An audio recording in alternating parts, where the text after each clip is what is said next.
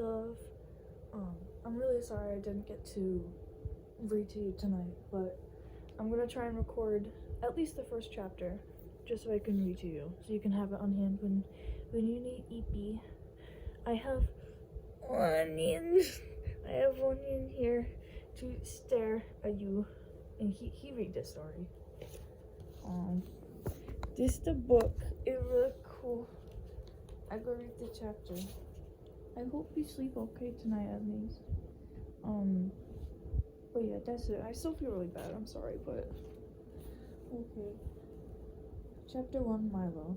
There once was a boy named Milo who didn't know what to do with himself, not just sometimes, but always. When he was in school, he longed to be out, and when he was out, he longed to be in. On the way, he thought about coming home, and coming home, he thought about going. Wherever he was, he wished he were somewhere else. And when he got there, he wondered why he bothered. Nothing really interested him, least of all the things that should have.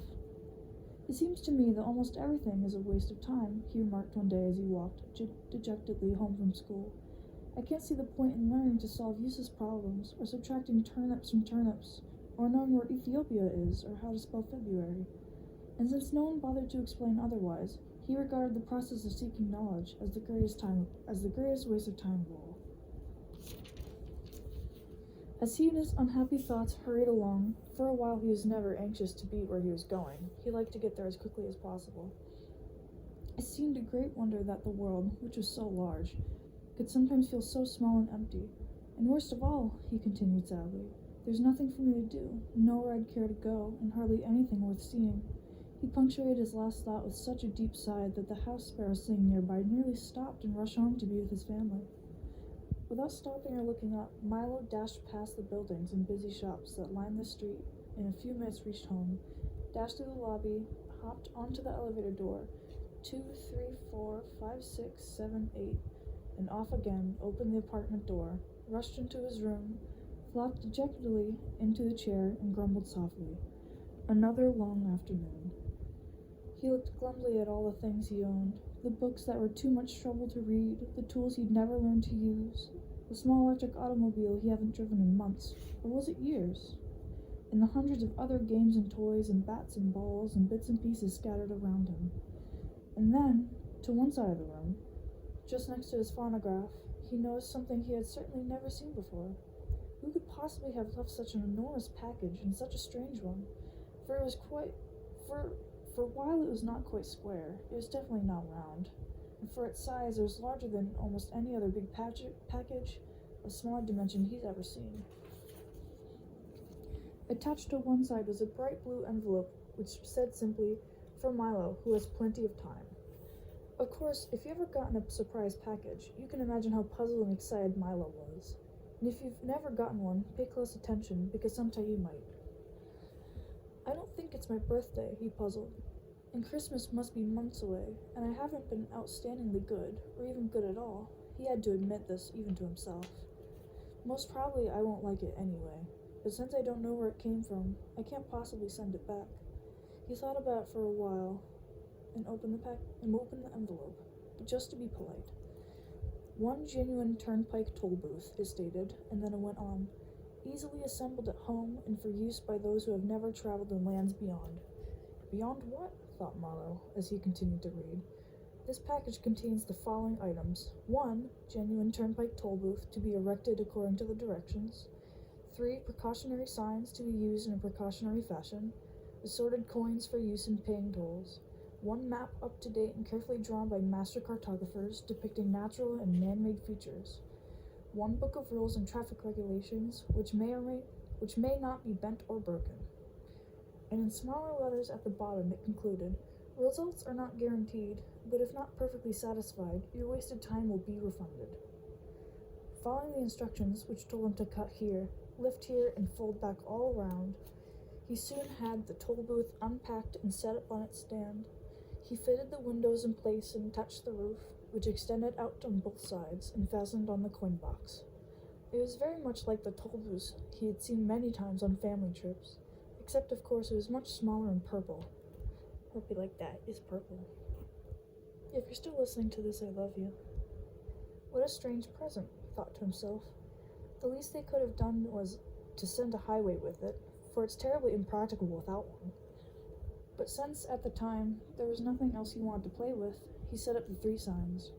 Slow down approaching Tollbooth, please have your fare ready, have your destination in mind, and slowly unfolded the map. As the announcement stated, it was a beautiful map, in many colors, showing principal roads, rivers and seas, towns and cities, mountains and valleys, intersections and detours, and sites of outstanding interest, both beautiful and historic.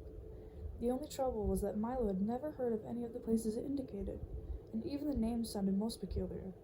I don't think there really is such a country, he concluded after studying it carefully.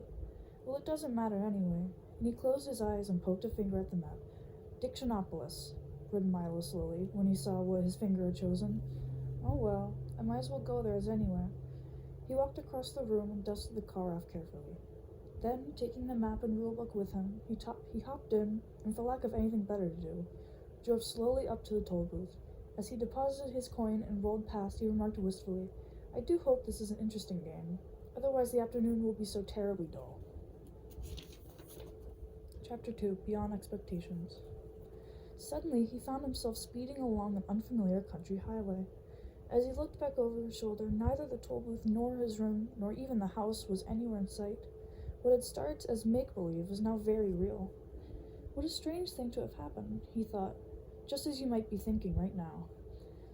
This game is much more serious than I thought, for here I am riding on a road I have never seen, going to a place I have never heard of, and all because of a toll booth which simply came from nowhere. I'm certainly glad that it's a nice day for a trip, he concluded hopefully, for, at the moment, this was one thing he definitely knew. The sun sparkled, the sky was clear, and all the colors he saw seemed to be richer and brighter than he could ever remember. The flowers shone as if they'd been cleaned and polished, and the tall trees that lined the road shimmered in silvery green. Welcome to Expectations, said a carefully lettered sign on a small house at the side of the road. Information, predictions, and advice cheerfully offered, park here and blow horn. With the first sound from the horn, a little man in a long coat came rushing from the house, speaking as fast as he could and repeating everything several times. My, welcome, welcome, welcome, welcome, to the land of expectations, to the lands of expectations, to the land of expectations. We don't get many travelers these days. We certainly don't get many travelers these days. Now what can I do for you? I'm the weatherman. Is this the right road for Dictionopolis? Asked Milo, a little bowled over by the effusive greeting. Well now, he began again. I don't know of any wrong road to Dictionopolis. So if this road goes to Dictionopolis at all, then it must be the right road. And if it doesn't, it must be the right road to somewhere else. Because there are no wrong roads to anywhere. Do you think it will rain? I thought you were the weatherman, said Milo, very confused. Oh no, said the little man. I'm the weatherman, not the weatherman. For after all, it's more important to know whether there will be weather than what weather will be. And with that, he released a dozen balloons that sailed off into the sky. Must see which way the wind is blowing, he said, chuckling over his little joke and watching them disappear in all directions. What kind of place is Expectations? Inquired Milo, unable to see the humor and feeling very doubtful of the man's sanity. Good question, he exclaimed. Expectations is a place you must always go before you get to the place where you're going. Of course, some people never go beyond expectations, but my job is to hurry them along whether they like it or not. Now what else could I do for you? And before Milo could reply, he rushed into the house and reappeared a moment later with a new coat and an umbrella.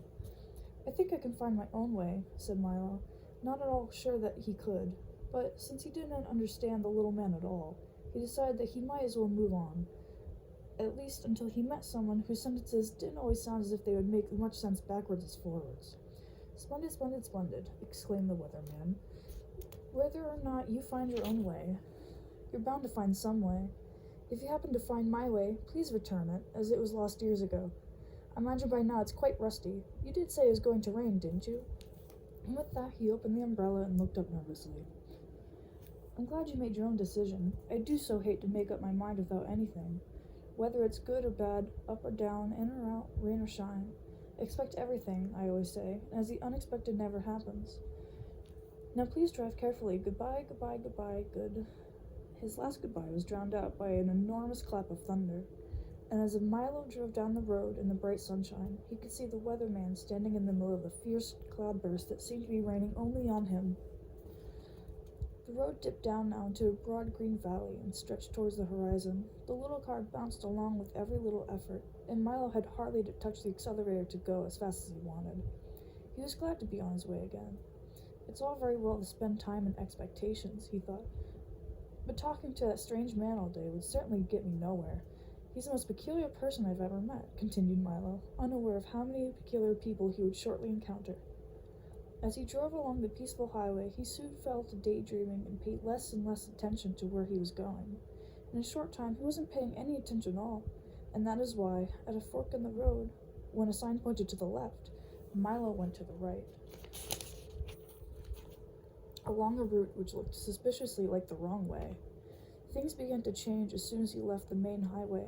The sky became quite gray, and along with it, the whole countryside seemed to lose its color and assume the same monotonous tone. Everything was quiet, and even the air hung heavily. The birds only sang gray songs, and the road wound back and forth in an endless series of climbing curves.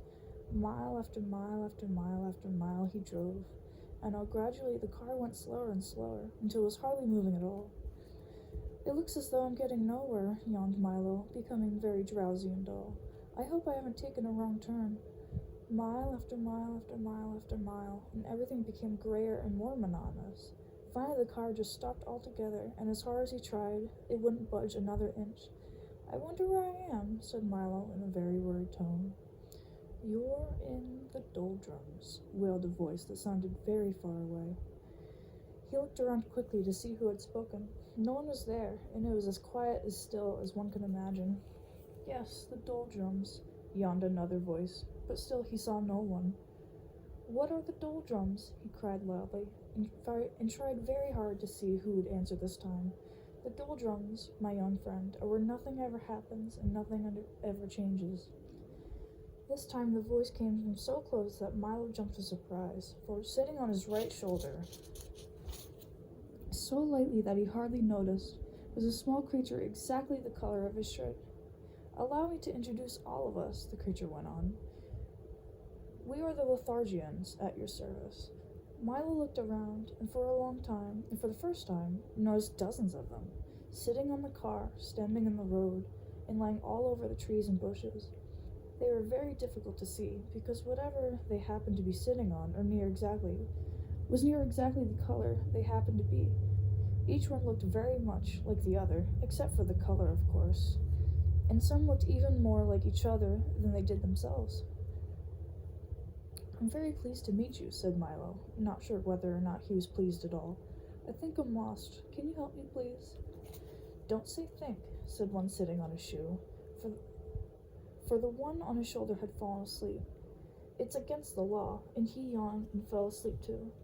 No one's allowed to think in the doldrums, continued the third, beginning to doze off. And as each one spoke, he fell off to sleep, and another picked up with the conversation with hardly any interruption. Don't you have a rule book? It's local ordinance 175389. Milo quickly pulled the rule book from his pocket, opened the page, and read Ordinance 175389. It shall be unlawful, illegal, and unethical to think of thinking, surmise, presume, reason, meditate, or speculate while in the doldrums. Anyone breaking this law shall be severely punished. That's a ridiculous law, said Milo quite indignantly. Everybody thinks. We don't, shouted the Lethargians all at once. Most of the time, you don't, said a yellow one sitting in a daffodil. That's why you're here. You weren't thinking, and you aren't paying attention either. People who don't pay attention often get stuck in the doldrums. And with that, he toppled out of the flower and fell snoring into the grass. Milo couldn't help laughing at the little creature's strange behavior, even though he knew it might be rude. Stop that at once, ordered the plaid one, clinging to his stocking. Laughing is against the law. Don't you have a rule book? It's local ordinance 574381W. Opening the book again, Milo found ordinance 57318W. In the doldrums, laughter is frowned upon, and smiling is permitted only on alternate Thursdays. Violators shall be dealt with most harshly. Well, if you can't laugh or think, what can you do? Asked Milo. Anything, anything as long as it's nothing, and everything as long as it isn't anything, explained another. There's lots to do. We have a very busy schedule. At 8 o'clock, we get up, and then we spend from 8 to 9 daydreaming. From 9 to 9:30, we take our early mid-morning nap. From 9:30 to 10:30, we dawdle and delay. From 10:30 to 11:30, we take our late early morning. From 11:30, late early morning nap, From 11:30 to 12, we bide our time and then eat lunch. From 1 to 2, we linger and loiter. From 2 to 2:30, we take our early afternoon nap. From 2:30 to 3:30, we put off tomorrow for what we could have done today. From 3:30 to 4, we take our early late afternoon nap. From 4 o'clock to 5 o'clock, we loaf and lounge until dinner. From 6 to 7, we dilly-dally. From 7 to 8, we take our early evening nap, and then for 1 hour before we go to bed at 9, we waste time. As you can see, that leaves almost no time for brooding, lagging, plotting, or procrastinating. And if we stopped to think or laugh, we'd never get anything done. You mean you never get nothing done, corrected Milo. We don't want to get anything done, snapped another angrily. We want to get nothing done, and we can do that without your help. You see, continued another, in a more conciliatory tone, it's really quite strenuous doing nothing all day. It's so once a week we take a holiday and go nowhere, which was just as where we were going when you came along. Would you care to join us? I might as well, thought Milo. That's where I seem to be going anyway. Tell me, he yawned, for he felt ready for a nap now himself. Does everyone here do nothing? Everyone but the terrible watchdog, said two of them, shouting in chorus. He's always sniffing around to see that nobody wastes time. Most unpleasant character. The watchdog, said Milo quizzically. The watchdog, shouted another, fainting from fright, for racing down the road barking furiously and kicking up a great cloud of dust was the very dog of whom they'd been speaking. Run, wake up, run, here he comes, the watchdog. Great shouts filled the air, and the Lethargians scattered in all directions. He soon disappeared entirely. Bark, bark, bark, bark, bark, exclaimed the watchdog as he dashed up to the car, loudly puffing and panting. Milo's eyes opened wide, for there in front of him was a large dog, with a perfectly normal head, 4 feet, and a tail, and the body of a loudly clicking alarm clock. What are you doing here? Growled the watchdog. Just killing time, replied Milo apologetically. You see, killing time, roared the dog, so furiously that his alarm went off. It's bad enough wasting time without killing it. And he shuddered at the thought. What are you doing in the doldrums anyway? Don't you have anywhere to go? I was on my way to Dictionopolis when I got stuck here, explained Milo. Can you help me? Help you? You must help yourself, the dog replied, carefully winding himself up with his left hind leg. I suppose you know why you got stuck. I guess I just wasn't thinking, said Milo. Precisely, shouted the dog as his alarm went off again. Now you know what you must do. I'm afraid I don't, admitted Milo, feeling quite stupid.